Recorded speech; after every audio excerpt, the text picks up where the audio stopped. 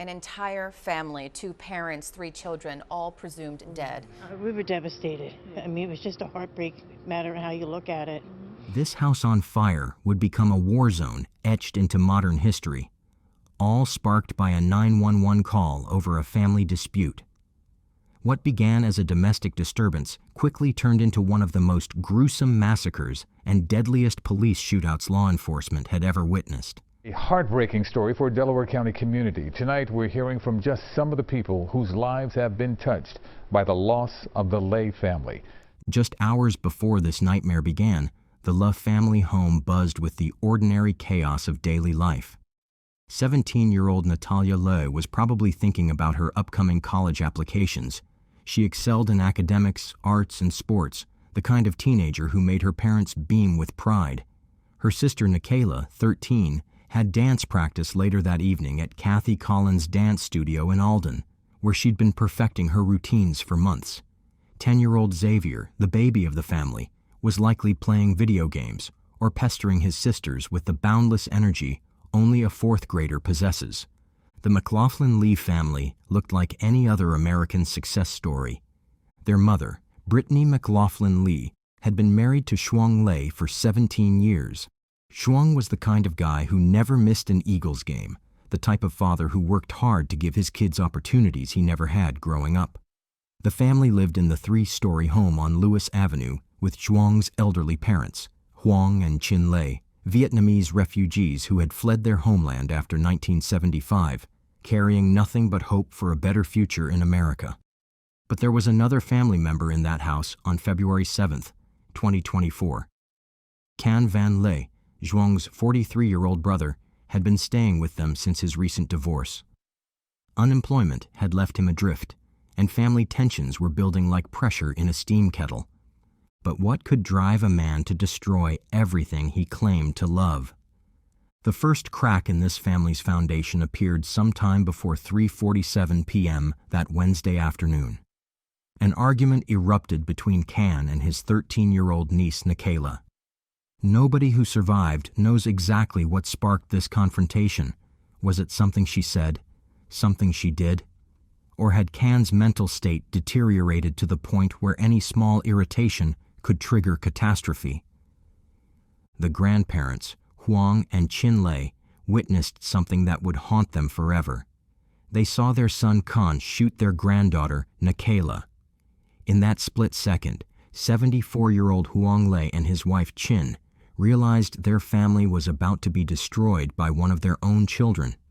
The events that unfolded inside of a home on Lewis Avenue in East Lansdowne are still hard to fathom. And for the woman who says she is the mother of the shooter, it's something Chin Lee could have never imagined. Lee, who did not want to appear on camera, says one of her sons shot 5 other people in her family and then himself. Lee asked her doctor to interpret for her. He details what she says went on inside the home before she and her husband escaped. Did she tell you how they got out? No, we don't know. Suddenly it happened so fast, okay? Nobody know what happening. Nobody know what happening. Suddenly he's upset and he used a gun. Chin Lee says her son, Kan Lee, had an argument with his young nephew and then started shooting. Lee says her son shot the boy, 2 other children, and his brother and sister-in-law before he killed himself. I'm very sad, okay? That's why I try to help her. These elderly refugees, who had already lost everything once in their lives, were now losing everything again. But this time, the enemy was their own blood. They ran from the house they'd called home, frantically dialing 911 as gunshots continued to ring out behind them. At exactly 3:47 p.m., officers John Meehan and David Shiatza received the emergency call. Both were 22-year veterans of law enforcement, Meehan with East Lansdowne Police, Shiatza with neighboring Lansdowne. They'd responded to thousands of calls over their combined 4 decades of service, but nothing had prepared them for what waited at 58 Lewis Avenue. As their patrol cars pulled up to the modest 3-story home, both officers stepped out, expecting to find a wounded child and perhaps a domestic dispute they could de-escalate. Instead, at 3:48 p.m., Just 60 seconds after arriving, bullets began flying from the third-floor attic window. Officer Mian took a round to his left arm. Officer Shiatsa was hit in the leg. Both men dove for cover behind their vehicles as the sniper fire continued from above. This wasn't a domestic dispute anymore. This was an active shooter situation with a high-powered rifle. I got 2 officers shot. I have 5 word updated. What is the location of the officers? But why would Can Lee, who had legally purchased his Diamondback DB-15 rifle from a Norwood gun store back in July 2020, choose this moment to turn his family home into a battlefield? What had happened in that house between the time his niece was shot and the moment police arrived that convinced him there was no way back? As officers Meehan and Shiatsa bled behind their squad cars, Upper Darby officers raced to the scene with ballistic shields. The rescue operation that followed would later be called textbook and heroic by officials, but even as they pulled their wounded colleagues to safety, smoke began pouring from the windows of 58 Lewis Avenue. Can Lo had decided that if he couldn't escape this situation, he would destroy all the evidence and anyone still alive inside. 2 police officers were shot while responding to reports of a shooting at a home in East Lansdowne, Delaware County. District Attorney Jack Stelzheimer saying a person inside that home then started a fire. More than 2 hours later, firefighters still working to put out hot spots. But let's rewind to understand who was trapped inside that burning house. Shuang Lei wasn't just another victim. He was a man who had spent 17 years building something beautiful with Brittany McLaughlin Lei. Natalia, the 17-year-old, was the family's rising star. Teachers described her as academically gifted, artistically talented, and athletically coordinated, the triple threat that college recruiters dream about. She had that rare combination of intelligence and humility that made adults nod approvingly and say, "That girl's going places."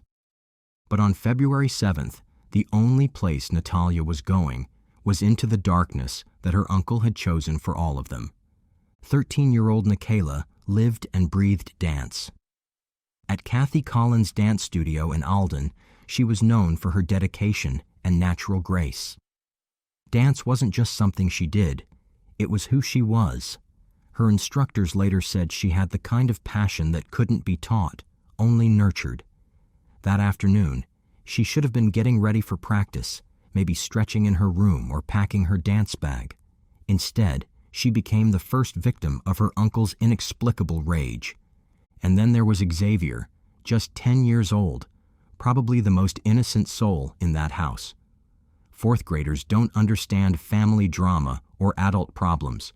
They understand cartoons and video games, and whether mom remembered to pack their favorite snacks for lunch. Xavier's biggest worry that morning was likely whether he'd finished his homework or if his friends would want to play after school. But while we're painting this picture of domestic normalcy, we can't ignore the elephant in the room, Can Van Lee. What transforms a 43-year-old man from protective uncle to family annihilator? His recent divorce had clearly destabilized him, and unemployment can crush a man's sense of purpose and self-worth. But millions of divorced, unemployed men don't pick up rifles and start shooting their nieces. Was he jealous of Shuang's success? Resentful that his younger brother had achieved the family stability that had slipped through Khan's fingers? Or was there something darker brewing, a mental health crisis that nobody recognized until it was too late? As the fire spread through 58 Lewis Avenue, first responders faced an impossible choice. The house was now an active crime scene, a fire scene, and potentially a rescue scene all at once. Upper Darby officers had successfully extracted the wounded officers Mian and Shiatsa, but what about the family members still inside?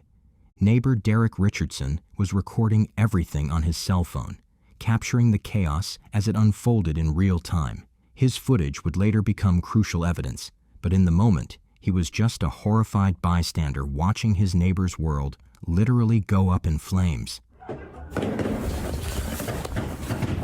The suburban street that had been peaceful just 30 minutes earlier now looked like a war zone, with bullet-riddled police cars, wounded officers, and a house burning so hot that the fire department had to approach with extreme caution. District Attorney Jack Stolzheimer would later describe the recovery operation as gruesome, but that clinical term barely captures the horror of what firefighters discovered once they could finally enter the structure. The Diamondback DB-15 rifle, the weapon Can had legally purchased 3.5 years earlier, was found partially melted near his remains, a twisted piece of metal that had ended 6 lives and shattered a community. The medical examiner would need dental records and DNA testing to identify the badly burned remains. 5 family members had died from gunshot wounds before the fire ever started, but 10-year-old Xavier's cause of death was different: smoke inhalation. This devastating detail raises the most haunting question of all. Was Xavier still alive when the fire began? Did this little boy, hiding somewhere in that house while his uncle systematically executed his family members, survive the initial shooting only to die in the flames? Or did Can's final act of arson serve as both evidence destruction and a mercy killing for a nephew who might have lived to tell the story? By 3 p.m. on February 8th, only 3 bodies had been recovered. Officers Meehan and Sciazza were finally released from their respective hospitals. Meehan from his treatment for the gunshot wound to his left arm, Sciazza from Penn Presbyterian Hospital, where doctors had worked to repair the damage to his leg. Both men were alive, but they carried invisible wounds that would take much longer to heal. Meanwhile, the community was grappling with a tragedy that seemed impossible to comprehend.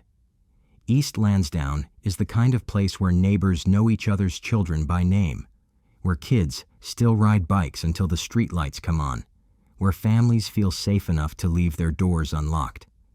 This wasn't supposed to happen here. It's an unimaginable loss that no one can fathom, expect, or prepare for.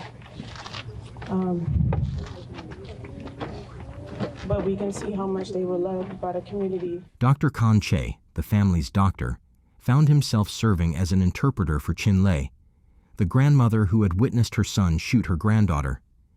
Imagine being 70-something years old, having already survived the trauma of fleeing Vietnam as a refugee, only to watch your American dream literally go up in smoke at the hands of your own child. The LeGrand-parents' story adds another layer of heartbreak to this tragedy. Huang and Chinle had arrived in America in 1981, part of the wave of Vietnamese refugees who rebuilt their lives after the fall of Saigon. They'd worked hard, raised their children, and finally achieved the stability that every immigrant family dreams about. Their home on Lewis Avenue represented decades of sacrifice and determination. But on February 7th, 2024, they became refugees again, this time from their own son's violence. February 9th brought the discovery of the remaining 3 bodies, finally completing the grim tally. All 6 victims were now accounted for, and the investigation could begin in earnest. The home at 58 Lewis Avenue was so structurally compromised that crews had to demolish it entirely on February 9th and 10th, erasing the physical evidence of what had once been a happy family sanctuary. The community's response was immediate and overwhelming. On February 10th, hundreds of people gathered at Yadon Community Park for a vigil that included a balloon release, 6 balloons floating into the gray February sky, each one representing a life cut short. The crowd was a mix of family friends, dance studio parents, school staff, and neighbors who had never even met the La family, but felt compelled to bear witness to their tragedy. Kathy Collins' dance studio, where Nikayla had spent countless hours perfecting her craft, dedicated their entire competition season to her memory. Her fellow dancers performed with heavy hearts, knowing that one of their own would never take the stage again. The studio's owner later said that Nikayla's passion for dance had been infectious. She made everyone around her want to work harder and dream bigger. But while the community mourned, investigators were working around the clock to piece together what had happened inside that house. The partially melted Diamondback DB-15 rifle, found near Can's remains, told part of the story, but many crucial details remained buried in ash and speculation. The timeline was becoming clearer. Sometime before 3:47 p.m., Can had argued with 13-year-old Nikayla. The grandparents witnessed him shoot her, then fled to call 911. But what happened during those crucial 15 to 20 minutes between the initial shooting and when officers arrived? How many family members were already dead? Who tried to run? Who tried to hide? Investigators found evidence that the shooting had occurred on multiple floors of the house. Can had moved through the home methodically, hunting down family members who were likely trying to escape or hide. The fact that he fired at police officers from the third-floor attic window suggests he had positioned himself strategically, turning the family home into a fortress. But perhaps the most disturbing aspect of the investigation was what wasn't found. There were no suicide notes, no manifesto, no social media posts hinting at mental health struggles or violent intentions. Can Lo appeared to have planned this massacre with the same methodical precision he used to execute it, but he left no explanation for why. District Attorney Jack Stolzheimer's office was thorough in their investigation, but some questions simply couldn't be answered. The fire had destroyed too much evidence, and the only witnesses who might have explained Can's motive were now dead. The legal proceedings would be brief. When the perpetrator dies at the scene, there's no one left to prosecute. On February 28th, exactly 3 weeks after the massacre, the investigation was officially closed. 5 family members had died from gunshot wounds, and 10-year-old Xavier had died from smoke inhalation. The fire accelerant used was so potent that investigators couldn't even determine what type it was. The flames had burned too hot and too fast. But closing the investigation didn't close the wound in the community's heart. East Lansdowne Mayor Majovi Bland stated publicly that the healing process will take a very long time, and she was right. How do you explain to children that sometimes the people who are supposed to protect you become the people you need protection from? The most haunting detail emerged from the autopsy reports. Xavier, the 10-year-old, was the only victim who died from smoke inhalation rather than gunshot wounds. This means that while his mother, father, and sisters were being systematically executed, Xavier was somewhere in that house, alive and terrified, until the smoke finally overcame him. Did Can spare his youngest nephew intentionally, or was Xavier simply better at hiding than the others? Whatever the reason, no one could have prepared for the devastation. And the heartbreak only grew deeper when news cameras caught a quiet moment in a cemetery that October. There stood an elderly Vietnamese couple, Huong and Chin Le, gently placing flowers on a gravestone that carried not 1, but 5 names. It was October 13th, the day their son, Xiong Le, would have turned 41. Instead of celebrating his birthday, they were mourning him, along with their daughter-in-law and 3 grandchildren. This couple had already survived war, refugee camps, and the long journey of starting over in America, but now they were left with an unthinkable burden, living with the pain that their own son, Can, had destroyed the very family they built their whole lives around. But the community refused to let the Liu family story end in tragedy alone. On March 9th, 2024, East Lansdowne Elementary School hosted a healing event that drew hundreds of residents.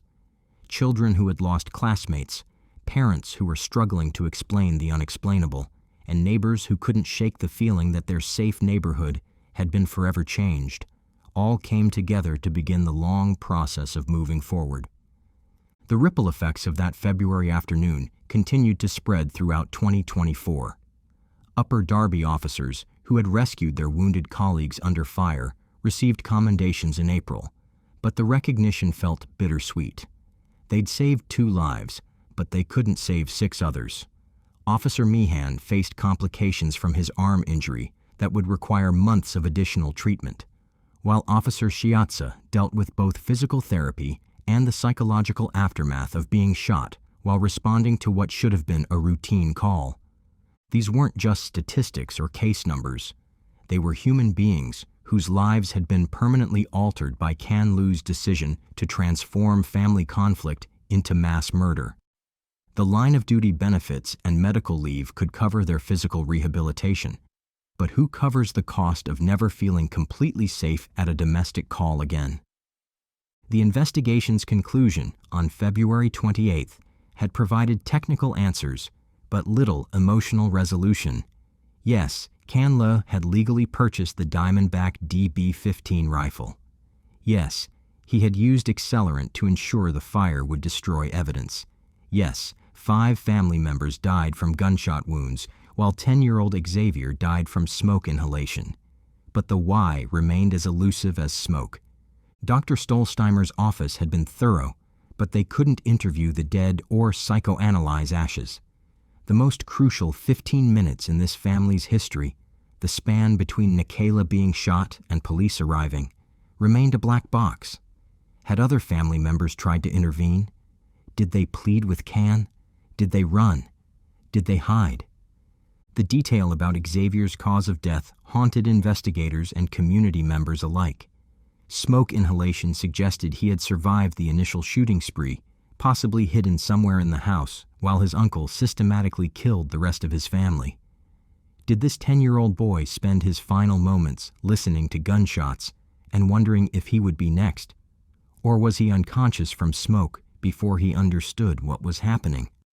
February 7th, 2025 marked the 1-year anniversary, and the community gathered again, this time for a traditional Vietnamese ceremony that honored both the victims and their cultural heritage. The ritual acknowledged that healing isn't linear, that grief doesn't follow schedules, and that some wounds become part of who we are rather than something we simply recover from. Huong and Chin Lei, now in their mid-70s, participated in the ceremony with a dignity that seemed impossible given their losses. These 2 elderly refugees had buried their entire American dream in that shared grave at Fernwood Cemetery, yet they continued to show up, to remember, to honor the lives that were stolen from them. The broader implications of the East Lansdowne shooting extend far beyond one family's tragedy. Family annihilators, individuals who kill multiple family members before taking their own lives, represent a particular type of domestic violence that often catches everyone by surprise. Unlike intimate partner violence, which typically escalates over time with warning signs, family annihilation can appear to emerge from nowhere, committed by individuals with no history of serious violence. Can Le's case challenges our assumptions about family safety and mental health red flags. He wasn't known to be violent. He hadn't threatened anyone. He hadn't exhibited obvious signs of psychosis or severe depression. Yet on February 7th, 2024, he became the architect of his family's destruction, turning a suburban home into a killing ground with the methodical precision of someone who had planned exactly what he was going to do. The devastating events in East Lansdowne tragically illustrate a horrifying pattern we've seen before. When domestic disputes escalate to unthinkable violence, entire families can be wiped out in moments. These cases of family annihilation leave communities grappling with the same haunting question. How could someone destroy the very people they were supposed to protect? This disturbing phenomenon isn't isolated to Pennsylvania. 12 years earlier, in Washington state, Josh Powell's obsession and rage culminated in an act so calculated and brutal that it ended with his house consumed in flames and his children's bodies trapped inside. I've never hurt my wife. I've never hurt her. This man would go on to do things so horrific, most people can't even begin to imagine. But here's what he won't tell you. Josh Powell wasn't just a bitter husband. He was a monster. She has a very low self-esteem because of severe emotional abuse as a child, and I've had to try to help her get through that. What happened to Susan Powell is still a mystery to this day. In December 2009, she vanished without a trace from her home in West Valley City, Utah. No calls, no messages, just gone. And the only person who had an explanation was her husband, Josh Powell. His story starts long before Susan ever met him, and from the very beginning there were warning signs. Josh was born on January 20th, 1976, in Puyallup, Washington, to Stephen and Terica Powell. He had 4 siblings, Michael, John, Jennifer, and Alina. But life in the Powell household was anything but normal. His father, Stephen, was controlling and inappropriate, creating a toxic environment for his children. According to divorce records, Stephen openly shared explicit content with his sons and refused to set boundaries. Josh grew up in a home where nothing felt off limits. Even adult content would play in front of the kids, and it showed in his behavior. As a teenager, he once killed his sister's pet gerbils out of anger. Another time, he held a knife to his mother's throat during an argument. And when things didn't go his way, he threatened to kill himself. In the year 2000, Josh met Susan Cox at a church dinner. She was kind, hardworking, and full of life. Within a year, they were married. But Susan had no idea what she was walking into. For a while, they lived with Josh's father, Stephen, in Washington, and that's when things got deeply disturbing. Stephen became obsessed with Susan. He followed her around with a camcorder, used a small mirror to spy on her while she used the bathroom, stole underwear from her laundry, read her journals, and posted love songs online under a pseudonym. One day he finally confessed his feelings to Susan. The entire conversation, including the rejection in Susan's horrified voice, was accidentally recorded on his own camcorder. That was the final straw. Josh and Susan packed up and moved to Utah, hoping to put Stephen behind them. For a while, things seemed to settle down. Josh and Susan had 2 sons, Charlie and Braden. They moved to West Valley City, Utah, hoping for a fresh start. But behind the scenes, Susan's life was becoming more and more suffocating. Susan's friends could see how miserable she was.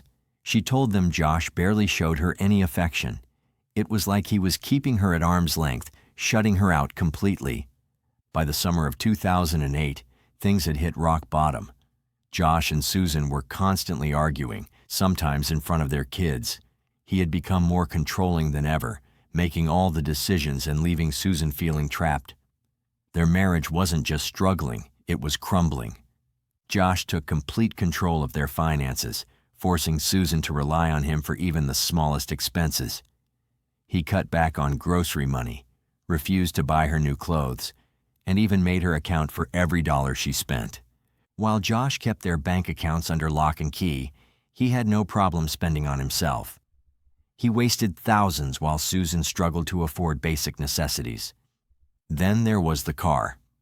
They had 2 vehicles, but Josh insisted that the family car was his to use. Instead of letting Susan drive to work, he forced her to ride a bike, no matter the weather, no matter how exhausted she was. He also began pulling away from their shared faith.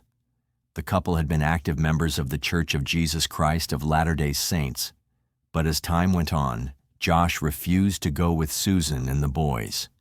He mocked her for believing, made excuses to skip services, and discouraged her from participating.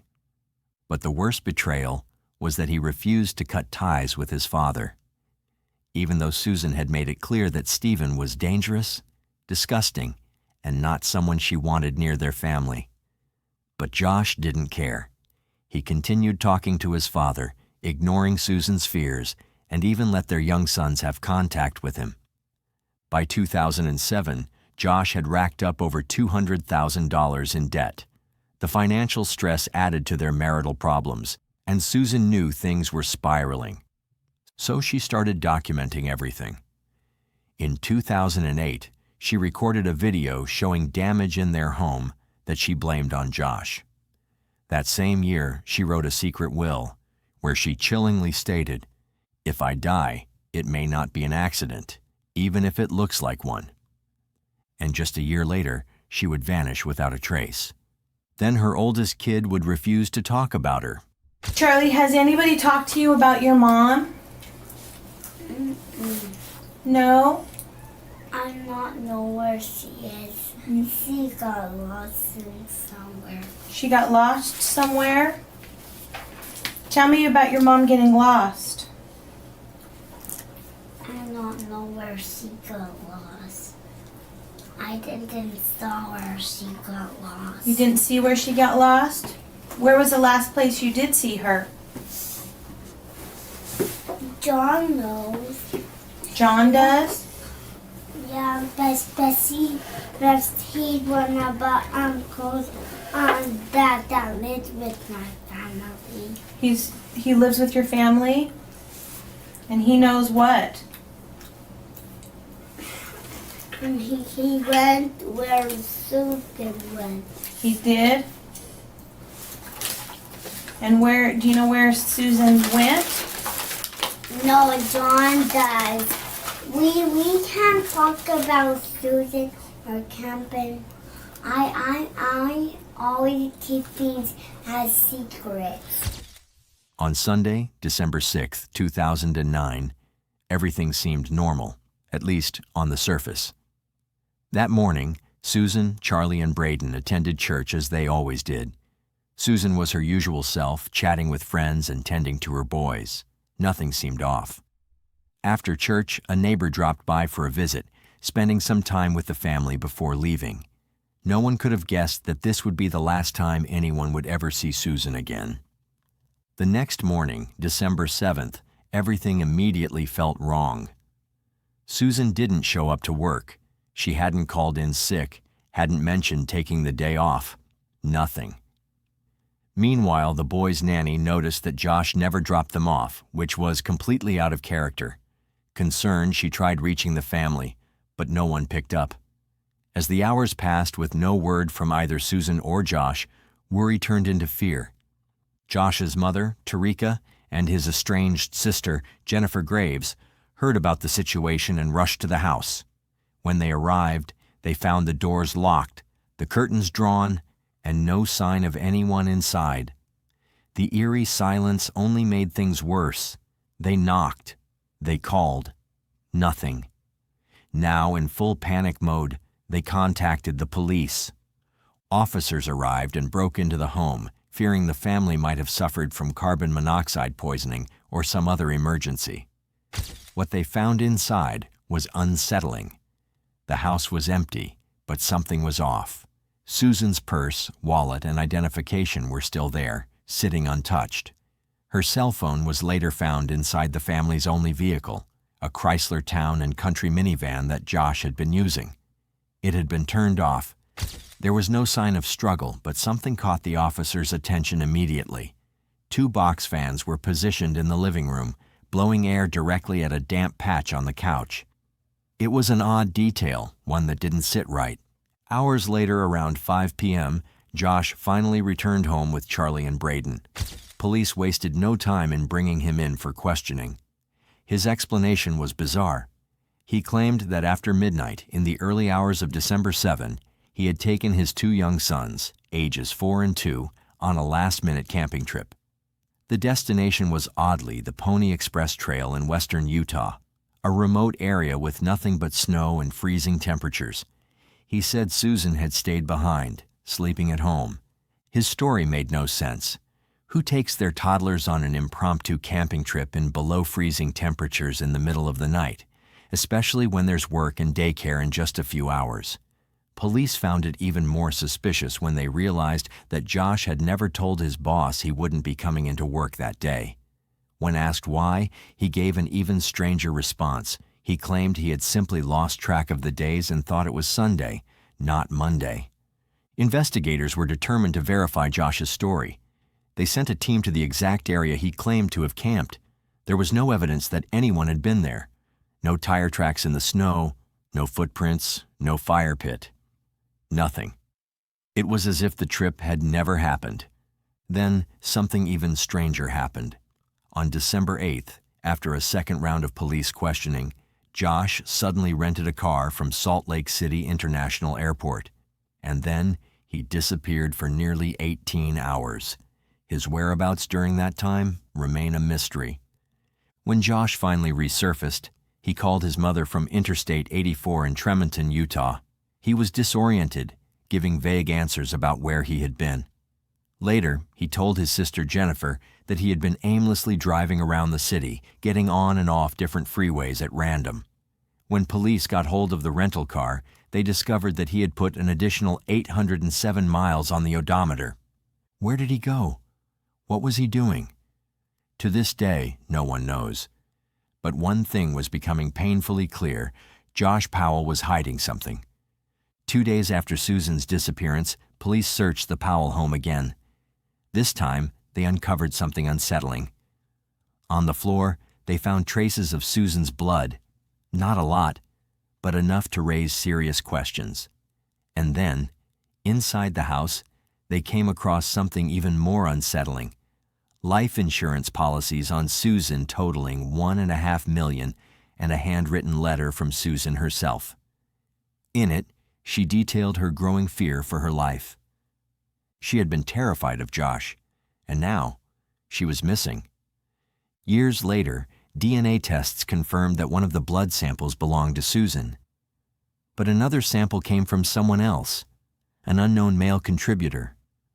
To this day, his identity remains a mystery. As police dug deeper into Josh's actions after Susan's disappearance, his behavior became even more suspicious. He drained her retirement accounts, canceled her regular chiropractic appointments, and pulled his sons out of daycare, all within days of her going missing. It was as if he was erasing her from their lives. And then there was something even more disturbing. Josh had talked to coworkers before about how to dispose of a body in an abandoned mine shaft. At the time, people brushed it off as an odd, offhand comment. Now, it didn't seem so random. While investigators tried to piece together what had happened to Susan, they turned to the only other people who were with Josh that night were his sons. 4-year-old Charlie was questioned, and to everyone's surprise, he confirmed the camping trip had happened. But there was one major difference in his version of events. He said his mother had gone with them. According to him, Susan had been in the car that night, but she never came back. Weeks later, a teacher noticed Charlie making an alarming statement. He said his mother was dead. No details, no explanation, just a flat statement, as if it were something he had accepted. Then, Susan's parents, Chuck and Judy Cox, shared another disturbing discovery. At daycare, Charlie's younger brother Braden had drawn a picture of a van. When asked about it, he pointed at the back of the car and said, "Mommy was in the trunk." At this point, police were growing increasingly convinced that Josh knew exactly what had happened to Susan. They planned to bring him in for further questioning and subpoenaed all footage, both aired and unaired, of Josh's interviews with local news stations. But Josh had no interest in cooperating. On December 14, he lawyered up. Over the next few days, he became more distant and unresponsive with authorities. Then, just before Christmas, he packed up his sons and left Utah, heading back to Puyallup, Washington, to stay with his father, Stephen Powell. By December 24th, police officially labeled him a person of interest. But the horrors were not over. Not yet. In 2010, Josh Powell moved into his father's home in Puyallup, Washington, bringing his 2 young sons, Charlie and Braden, with him. With Susan gone, it seemed like the Powell men were closing ranks. Josh made it clear he wasn't coming back to Utah, announcing plans to rent out their home in West Valley City. Some reports suggested that he left after losing his job, but to those who knew him, it felt like he was running from something. Not long after settling in Washington, a website called SusanPowell.org popped up. It claimed to be the official website of Susan Powell, but instead of focusing on finding her, it was dedicated to defending Josh. The posts accused Susan's family, her estranged sister-in-law, Jennifer Graves, and even the LDS Church of launching a smear campaign against Josh. Some of the posts went even further, suggesting Susan had run off to Brazil with another missing person, journalist Stephen Kuchar, a bizarre and completely baseless theory. It didn't take long for people to connect the dots. Josh and his father, Stephen Powell, were almost certainly the ones behind the site. Then, by late 2010, the Powells made an even more shocking claim. Susan had been mentally ill and had abandoned her family. It was a last-ditch effort to rewrite the narrative, but Susan's parents immediately shut it down. there was absolutely no evidence that Susan had left voluntarily, let alone that she was unstable. While Josh was doing everything he could to paint himself as the victim, police turned their attention to his father, Stephen Powell. A family friend had come forward, revealing that Stephen had been obsessed with Susan for years. When investigators seized Stephen's computers, they found 4,500 images of Susan, many of them taken without her knowledge. These weren't just regular pictures. They were disturbingly invasive close-ups of her body. At the same time, police started looking into Josh's brother, Michael Powell, after he did something suspicious. Shortly after Susan vanished, Michael had gotten rid of his broken-down Ford Taurus, selling it to a wrecking yard in Oregon. If that wasn't strange enough, he later ordered satellite images of the lot, as if he wanted to keep tabs on the car. When investigators tracked it down, they brought in cadaver dogs, and sure enough, the dogs indicated human remains had once been in the trunk. Unfortunately, DNA tests were inconclusive, leaving yet another unanswered question in the case. In September 2011, police thought they had finally found a break. While searching Topaz Mountain in Utah, an area Josh had visited often, they discovered what appeared to be a gravesite. The ground had been recently disturbed and showed signs of shoveling. For days, investigators sifted through the soil, but in the end, they found no remains. To this day, it's unknown what, if anything, was buried there. Meanwhile, tensions between the Powell and Cox families were reaching a boiling point. After police raided Stephen Powell's home, both he and Josh went to the media, trying to spin the story in their favor. Stephen claimed that he and Susan had been falling in love before she disappeared, using old journal entries from when she was a teenager as proof that she had always been unstable. A judge wasn't buying it. Stephen and Josh were legally banned from publishing any of Susan's personal writings, and they were ordered to return or destroy any journals they had already released. Then everything blew up. On September 22nd, police arrested Stephen Powell on voyeurism and child pornography charges. Inside his home, investigators found secretly recorded videos of young girls, adult women, and, most disturbingly, Susan herself. It was clear Stephen was dangerous, but the authorities believed Josh might not be innocent either. Washington's Assistant Attorney General John Long announced that Josh was now a subject in the investigation. The day after Stephen's arrest, Chuck Cox filed for custody of Charlie and Braden. At first, the court only granted him temporary custody, ruling that Josh could get them back if he moved out of Stephen's home. Josh rented a house in South Hill, Washington, making it look like he was complying, but authorities later alleged that he never actually moved in. By this point, Josh's own sister, Jennifer Graves, publicly stated that she believed he was responsible for Susan's disappearance. With the custody battle intensifying, Josh was court-ordered to undergo psychological evaluations. A forensic psychologist, James Manley, examined him and found a troubling pattern. Josh refused to acknowledge any normal human weaknesses or faults, and he exhibited highly controlling behavior with his sons. He was also deeply paranoid, constantly blaming the police and media for his problems. Despite these findings, there was no direct evidence of abuse, so Manley allowed Josh supervised visits with the boys. Then, in January 2012, everything changed.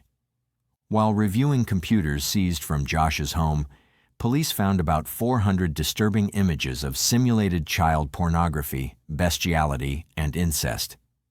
The images had been cached from a previous owner, but Josh had viewed them. Though they weren't illegal, the psychologist handling his case was deeply concerned. Josh was ordered to undergo a full psychosexual evaluation and a polygraph test. With the walls closing in, Josh Powell was getting desperate, and soon he would commit one of the most horrific acts imaginable.